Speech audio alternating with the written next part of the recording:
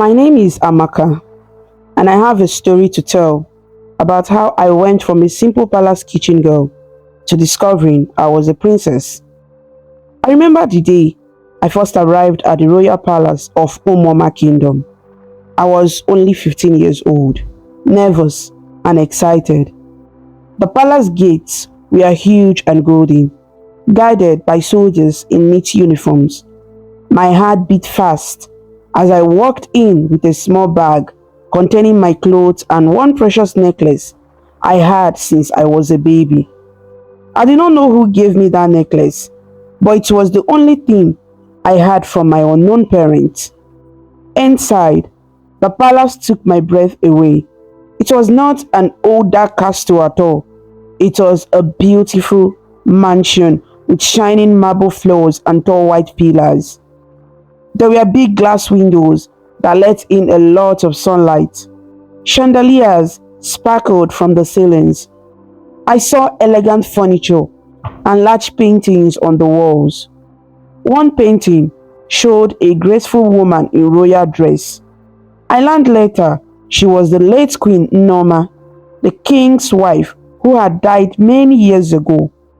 I felt oddly warm looking at her kind face, not knowing why.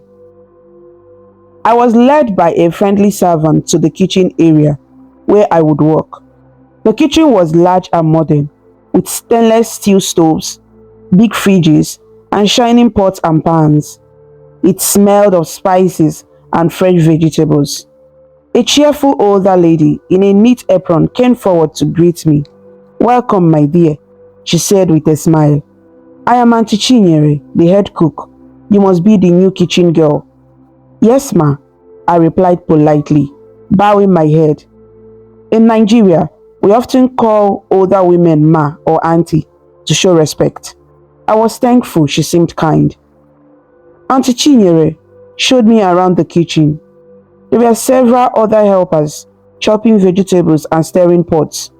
One girl, about my age, grinned at me while washing rice. "Hi, I'm Chidima, but everyone calls me Chichi." She introduced herself. I liked her immediately. She had bright, curious eyes and a friendly laugh. I started learning my duties right away. I helped wash tomatoes, peel yam, and carry ingredients. It was hard work, but I did not mind.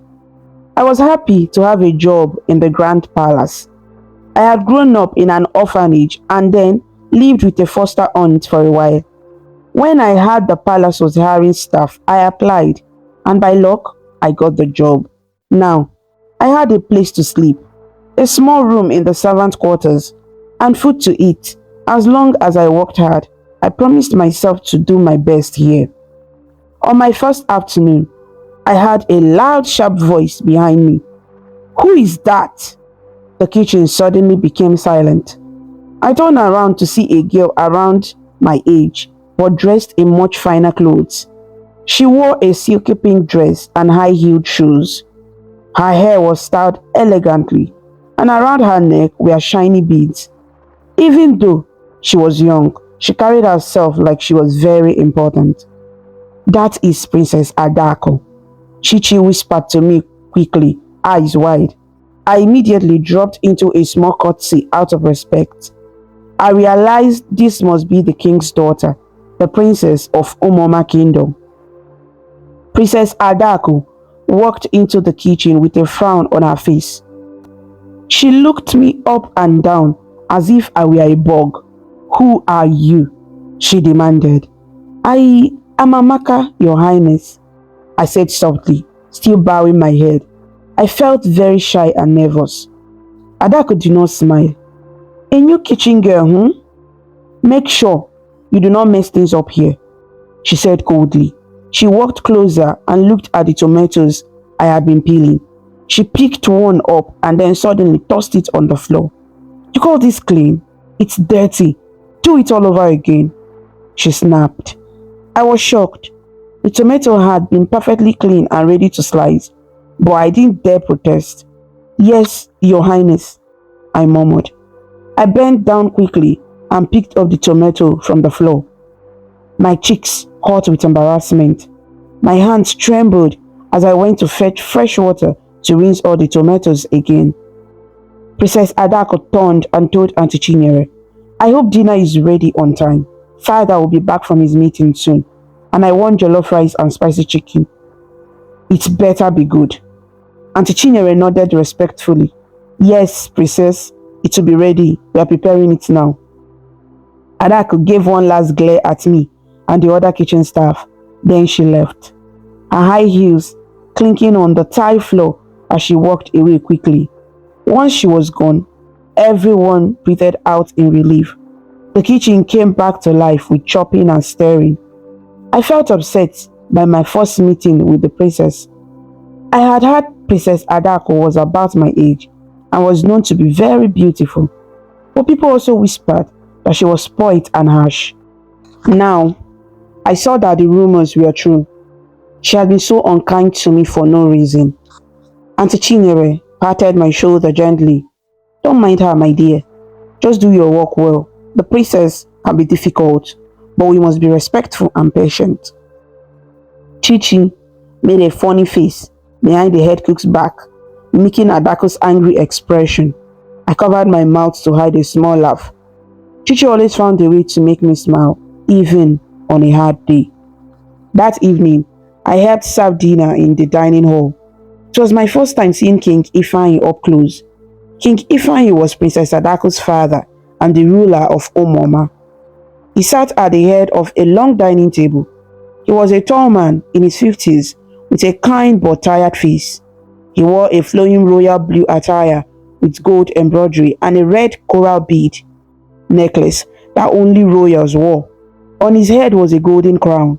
Even though he looked strict, his eyes seemed warm when he thanked Auntie Chinyere for the meal. Next to him sat Princess Adaku, looking proud and wearing a smaller crown made of beads. She barely glanced at the servants as we laid down the dishes. I did my work quietly, trying not to draw any attention. As I set a bowl of soup on the table, I felt Adaku's eyes on me, accidentally caught her gaze and quickly looked down. She narrowed her eyes as if annoyed that I existed in her presence. My hand shook slightly, but I carefully poured juice into her glass without spilling. I was relieved when I could step back against the wall with the other servants.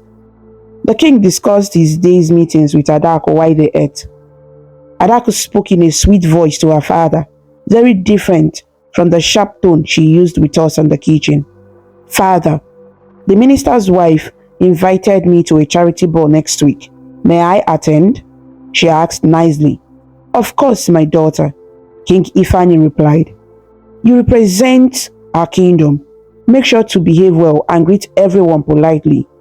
I will, father, she said with a charming smile. To anyone watching, Princess Adaku seemed like a perfect, well-mannered princess, but I knew how cruel she could be when the king was not around. After dinner, we cleared the table. As I reached to pick up Princess Adaku's plate, she deliberately pushed a bowl, causing the last bit of stew in it to spill on my apron. Oh, how clumsy of you, she said mockingly, loud enough for the others to hear. I flushed with embarrassment. It was actually she who knocked the bowl, but I could not correct a princess. King Ifeanyi glanced over. Be careful, girl, he said to me gently, thinking I had just made an honest mistake. Yes, Your Majesty. I'm sorry, Your Majesty, I apologized, keeping my head down. Adaku hid a sly smile behind her hand. I hurried back to the kitchen with a tray of dirty dishes, my face burning. What a first day, I thought to myself.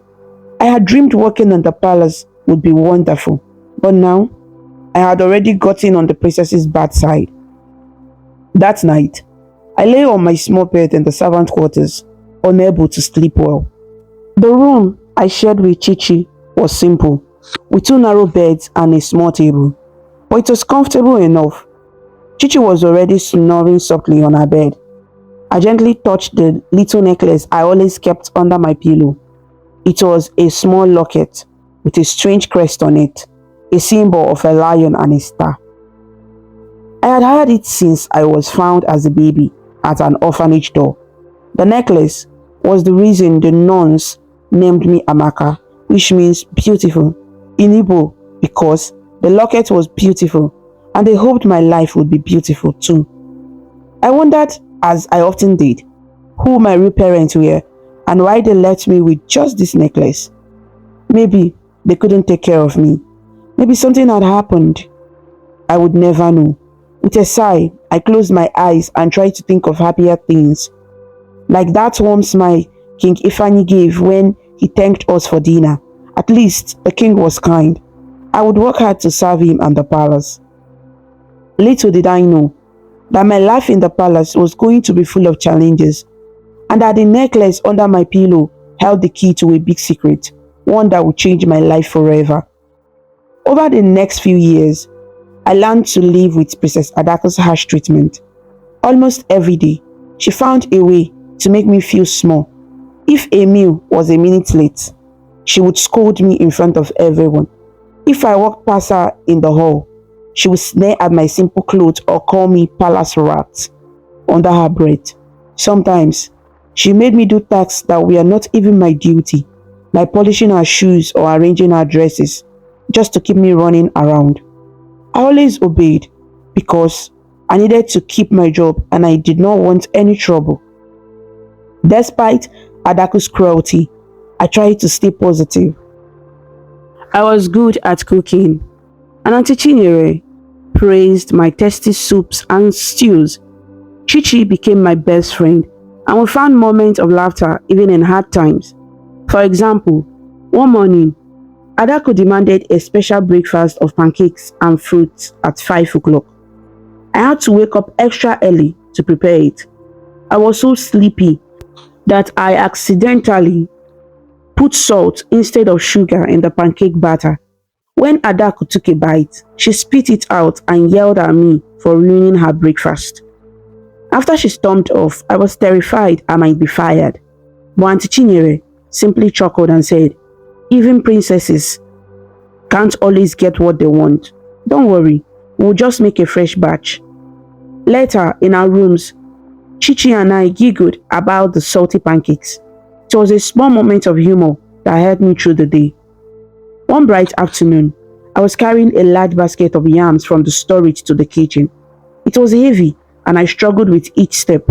Suddenly, I tripped on a loose tile in the hallway. I gasped as I felt myself falling, yams tumbling everywhere. But before I hit the ground, a strong arm caught me. "Careful," a deep voice said. I found myself steady, held by a young man in a palace guard uniform. He had kind brown eyes and a warm smile. I recognized him as Obina, the head of the palace guards. I had seen him from a distance during events, always standing tall near the king or patrolling the grounds. He was known to be brave and loyal to King Ifeanyi.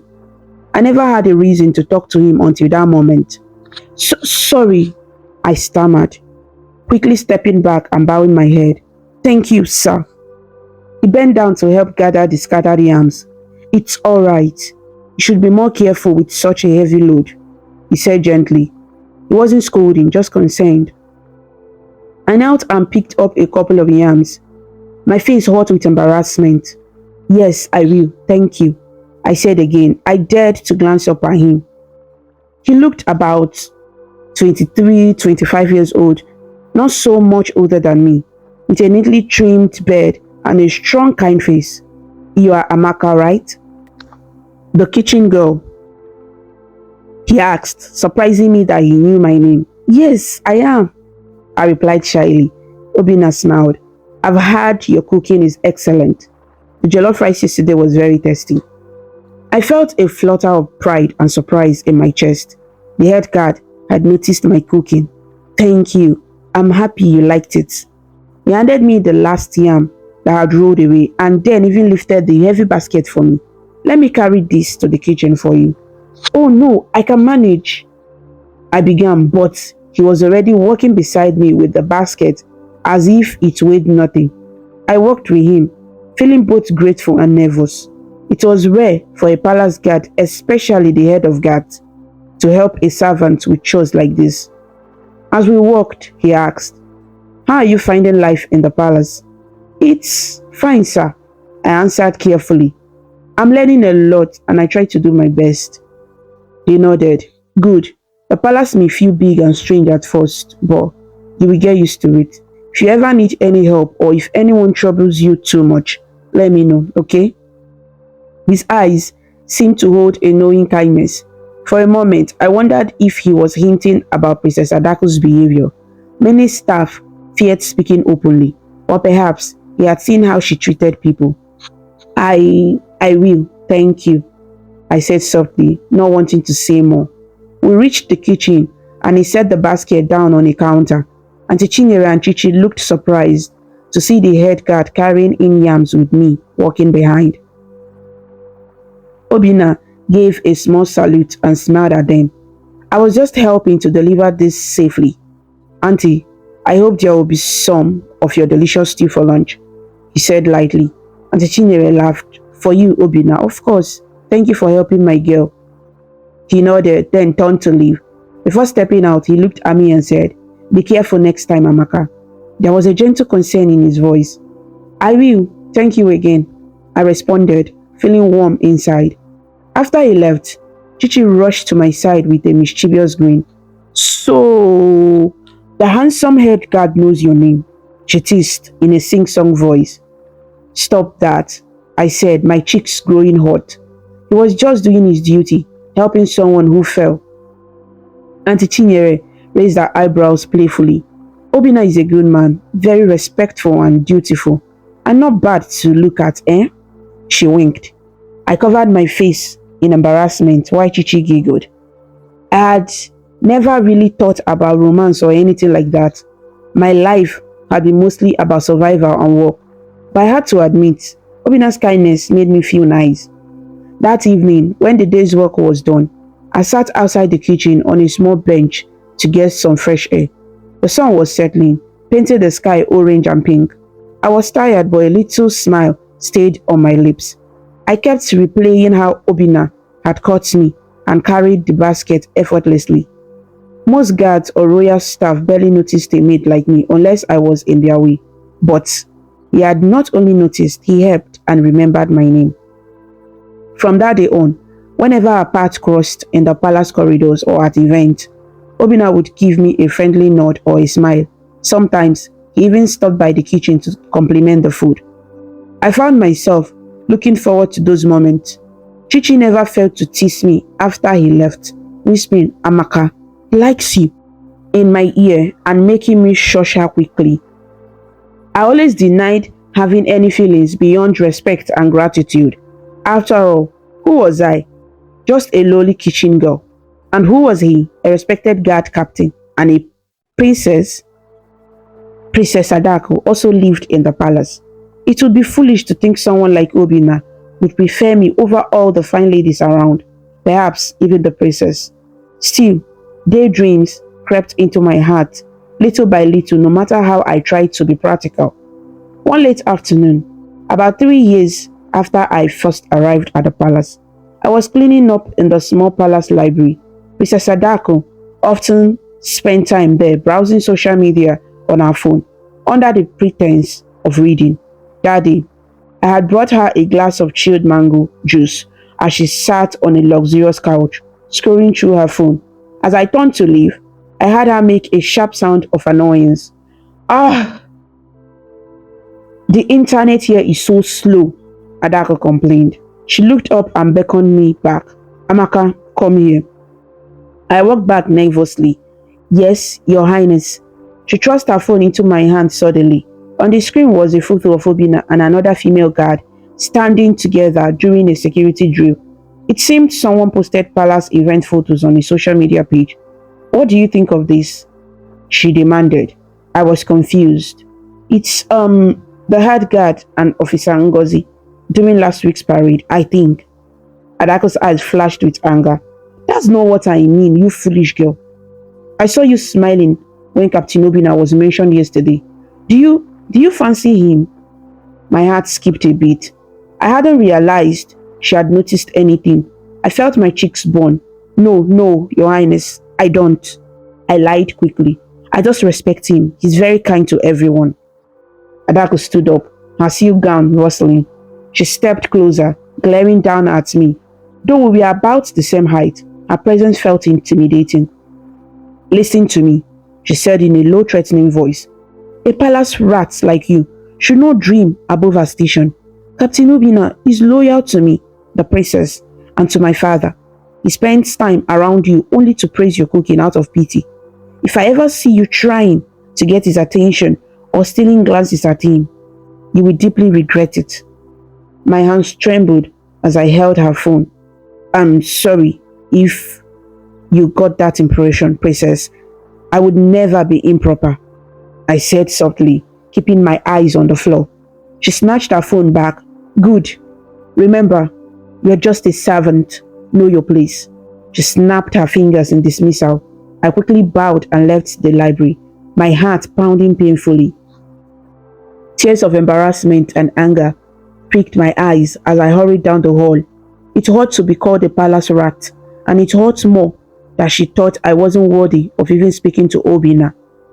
In my mind, I knew my feelings for him might indeed be hopeless, but I never tried to steal his attention.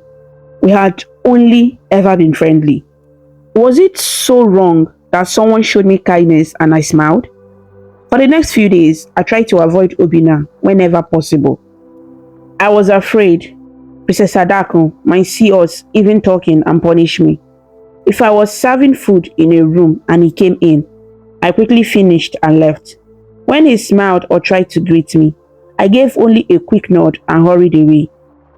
I could tell he noticed something was wrong because he looked puzzled and a bit hurt by my coldness.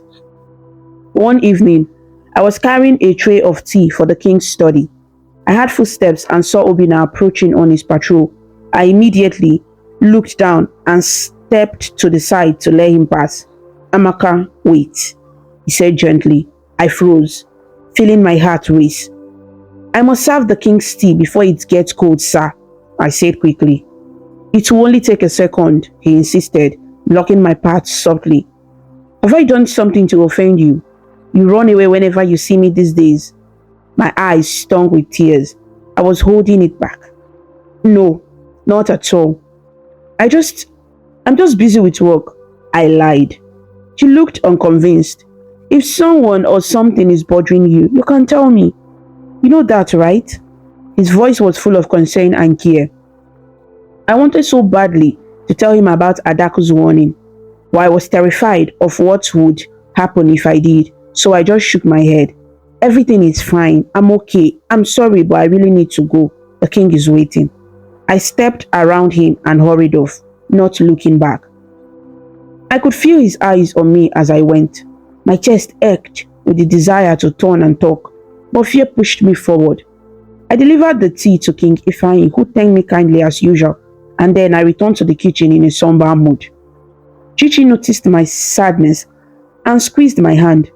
I didn't tell her what Adaku had said to me. I was too ashamed and also scared that if word got out, it would get back to Adaku, so I kept it inside. A week later, a grand festival was approaching in Umuoma Kingdom, the New Yam Festival. A big cultural celebration was to be held at the palace with many guests. The king also planned to officially announce Princess Adaku as the heir to the throne during the festivities, since she was coming of age. The whole palace was busy with preparations, cooking, decoration, cleaning. I worked from morning till midnight, every day leading up to the festival, hardly having time to think about personal worries. At last, the festival day came. The palace bustled with important visitors, chiefs, and even rulers from neighboring kingdoms. Everyone dressed in their best. The king wore a rich traditional robe with gold accent and a large crown with red and white beads. Adaku was dressed in a stunning outfit of royal purple lace with coral beads around her neck and a glittering tiara. She looked every bit like the princess she was believed to be. I, of course, was in my simple uniform, a neat dress and apron, helping to serve drinks and food to guests in the palace hall. My hair was tied back under a scarf, I tried to stay calm among the servants. The event was lively. There was music from drummers and flutists. The aroma of delicious food filled the banquet. Guests laughed and chatted. I carefully carried a tray of small chops, appetizers, through the crowd, offering them politely. As I approached a group of guests near the throne area, I saw Princess Adaku talking to a tall young man who was the prince of a neighboring kingdom. She was laughing and seemed in a good mood. While in conversation with him, relieved that she wasn't paying attention to me, I continued serving the snacks. Suddenly, as I was passing by Adaku and the prince, I felt a hard shove on my shoulder. It was Adaku. She had stepped back and intentionally knocked into me. I lost balance and the tray tilted. An entire bowl of peppered meat spilled onto the floor, and some oily sauce splashed onto Princess Adaku's shoe and the hem of her expensive dress. There was a loud gasp from those around us. I was horrified. I dropped to my knees immediately. "I am so sorry, princess," I cried, pulling out my handkerchief to dab at her dress hem and shoe, which now had a big orange red stain. Adaku looked at her ruined dress in fury. "You stupid girl," she screamed. "Look what you have done." I trembled, on my knees in front of her, trying frantically to wipe the mess, even though I knew the oil stain wouldn't come out easily. "It was an accident, Your Highness. I'm so sorry." She snatched the handkerchief from me and threw it aside. In front of all the guests, she yelled, "You have embarrassed me in front of everyone, you worthless servant." Tears started rolling down my cheeks from shame and fear. Some guests murmured, and the music even stopped briefly at the commotion. I saw King Ifeanyi rising from his throne with a concerned look, and Obina and his guards stepping forward, alert. Adaku was shaking with anger. Before I knew it, she raised her hand and slapped me hard across the face. The sound cracked in the air. I felt a singe on my cheek and almost fell sideways from the force, my vision blurred with tears. "Adaku, stop this at once." I heard the king's voice boom. He had come down from his throne. He looked shocked and unhappy. "She ruined my dress, father, in front of her guests." Adaku cried out angrily. Her face twisted in rage and perhaps a touch of embarrassment now that her father had seen. King Ifeanyi looked at me, kneeling on the ground, trembling. "Get up, my child," he said to me gently. I slowly stood, wiping my tears. I kept my head low, feeling utterly humiliated. All around, eyes were on us. I could hardly breathe. "It was an accident, father," Adaku insisted. "But she's always clumsy. We can't have servants like this making us look bad." The king's jaw tightened. "That's enough, Adaku. Everyone, please, go on and enjoy the feast," he told the onlookers, trying to ease the spectacle. The musicians, taking the cue, slowly resumed playing, and the conversations picked up again, though I could feel people still glancing our way. King Ifeanyi took Princess Adaku by the arm and guided her a few steps aside, speaking to her in a low, stern voice I couldn't fully hear. I caught a bit. "Not how a princess behaves. Control yourself. Respect."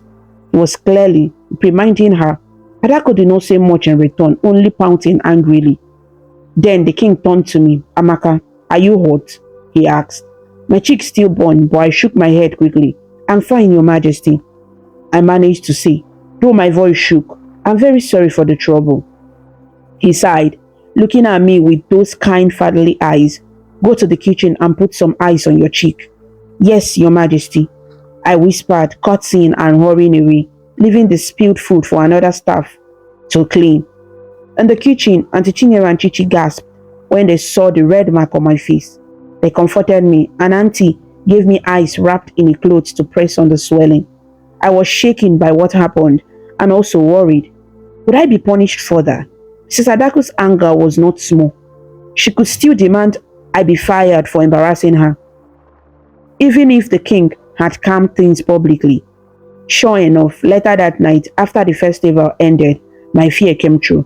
I was called along with Auntie Chinyere to the main hall, where King Ifeanyi sat with a deep frown and Princess Adaku stood by his side, arms crossed and eyes red, as if she had been crying or fuming for hours. A couple of the king's advisors were also present, looking grave. My heart stuttered in my chest as I approached. I felt Auntie Chinyere squeeze my hand softly in support. Fanny's voice was heavy. Amaka, something serious has happened, he said. I looked up in confusion and anxiety. Your Majesty, Adaku pointed at me. Tell her, father. Tell her what you found in her things. One of the advisors stepped forward with a small wooden box, my personal work box, where I kept spices and recipes. He opened it, and to my horror, he pulled out a glittering gold bracelet. It was not just any bracelet. I recognized it as one I had seen Princess Adaku wear during last year's cultural dance event. It was studded with gems and looked very expensive. What was it doing in my spice box? I don't understand. I stammered, my blood running cold. Adaku's voice rang out triumphantly, though shaky with emotion. You stole my bracelet. This bracelet went missing from my room 2 days ago.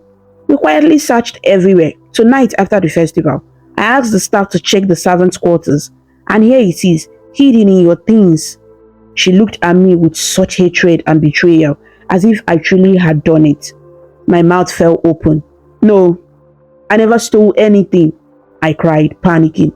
I looked at Auntie Chinyere and then at the king. I swear, Your Majesty, I did not take it. I have never even been inside the princess's room. The king's face was full of disappointment and anger, but also confusion. It looks very bad, Amaka. The bracelet was indeed found among your belongings. Are you saying you are framed? Yes, Your Majesty. I would never ever steal, I pleaded, tears streaming down my face. Someone must have put it there to set me up. Please believe me. Adaku let out a cold laugh. Oh, of course. You would claim innocence. Who would set you up? Are you saying I put my own bracelet in your box? She put on a face of offended dignity. Why would I do that to a lowly maid? I don't know, I whispered, shaking. I glanced at her, and something in her eyes told me she was lying, and she knew exactly how the bracelet got there. But how could I prove it? I was just a servant, and she was the princess everyone had known for years. Who would believe me over her? King Ifeanyi raised a hand to quiet us. He looked deeply troubled. Amaka, the evidence is against you, but I also know you have been a good worker. This is difficult. He then turned to Auntie Chinyere. Head cook, you have worked with Amaka for years.